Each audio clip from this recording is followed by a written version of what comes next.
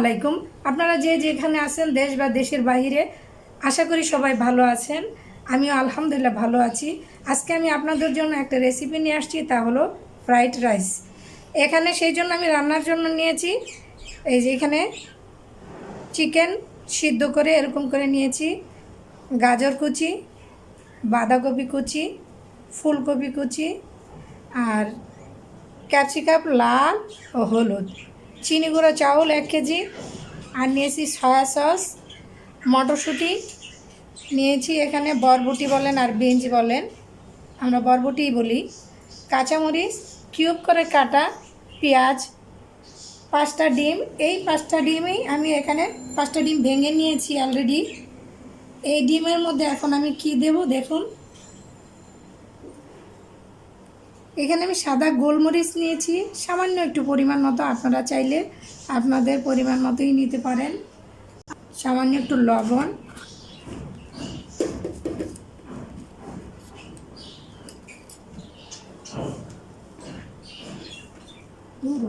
এই যে একটু লবণ, এটাকে আমি ভালো করে মিক্স করে তারপর এটাকে ভেজে নেব। চলুন তাহলে কিভাবে রান্না করি দেখে নেওয়া যায়।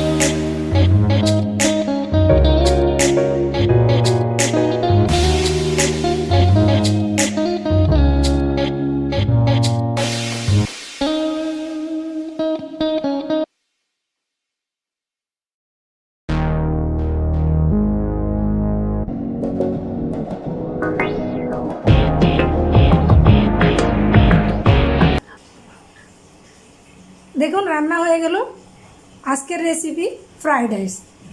আপনারা চাইলে এভাবে রান্না করে একবার খেয়ে দেখতে পারেন। অসম্ভব মজাদার একটা রেসিপি, ইনশাল্লাহ আশা করি আপনাদের ভালো লাগবে। তা আপনারা আমাকে লাইক দিবেন, কমেন্ট করবেন। দেশ ও দেশের বাইরে যারা আছেন সবাই ট্রাই করে দেখবেন একবার রান্না করে খেয়ে। তো সবাই সুস্থ থাকেন, ভালো থাকেন এই কামনা করছি। আল্লাহ হাফেজ, আসসালামু আলাইকুম।